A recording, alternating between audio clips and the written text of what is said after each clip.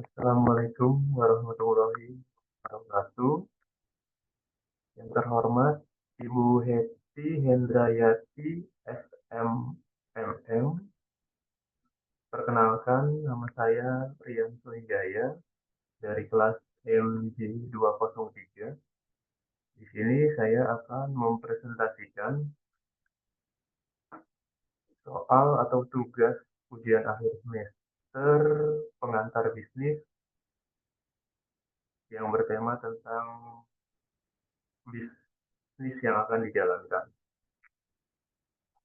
Untuk pembahasannya itu, satu, bisnis apa yang akan dijalankan, dua, siapa yang akan menjalankan bisnis tersebut, tiga, kapan bisnis tersebut akan dijalankan, empat, di mana bisnis tersebut akan dijalankan, dan yang kelima, mengapa bisnis tersebut dipilih, dan bagaimana pengelolaan bisnis tersebut agar dapat berjalan dan menghasilkan sesuai dengan apa yang direncanakan.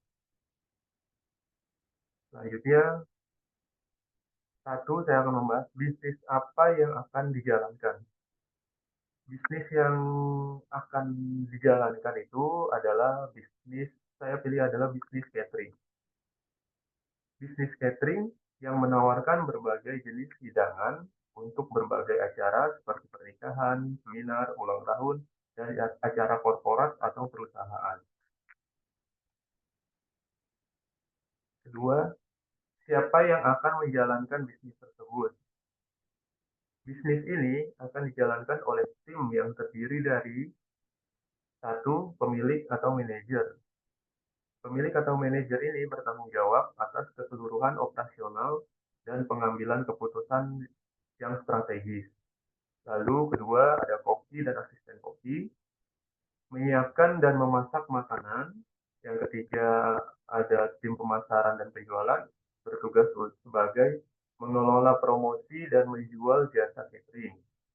Lalu selanjutnya ada staf pelayanan yang bertugas untuk bertanggung jawab atas pengiriman dan penyajian makanan di lokasi acara atau di lokasi-lokasi yang telah ditentukan. Lalu selanjutnya ada staf logistik dan administrasi bertugas untuk mengurus inventaris, peralatan, dan administrasi bisnis lainnya. Lalu selanjutnya ada kapan bisnis tersebut akan dijalankan. Bisnis catering ini rencananya akan dimulai pada awal tahun untuk memanfaatkan momentum setelah libur akhir tahun, memasuki musim pernikahan, acara kelulusan sekolah, dan acara liburan atau perayaan akhir tahun. Selanjutnya, di mana bisnis tersebut akan dijalankan, lokasi bisnis akan mempertimbangkan hal-hal sebagai berikut. Satu, dekat dengan target pasar. Yang kedua, aksesibilitas. Ketiga, tingkat kompetisi. Keempat, ketersediaan bahan baku. Kelima, fasilitas dan infrastruktur. Keenam, biaya sewa atau pembelian. Ketujuh, perizinan dan regulasi.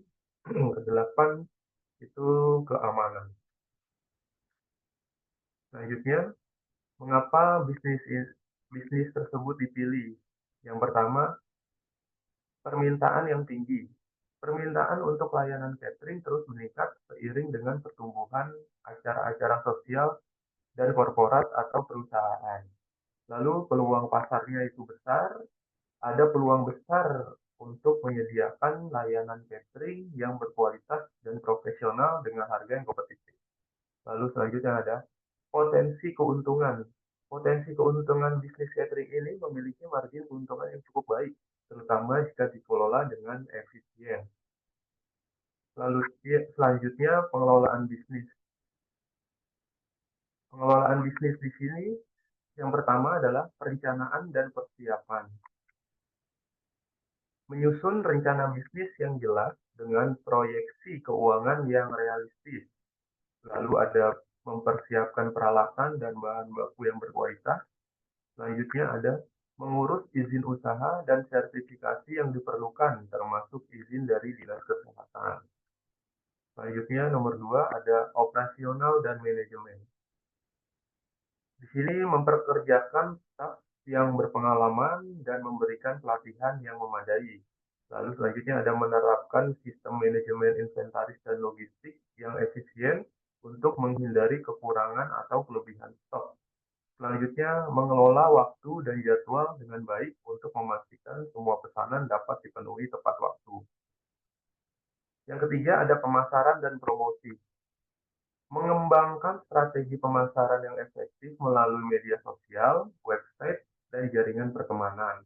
Lalu menawarkan paket promosi dan diskon untuk menarik pelanggan baru.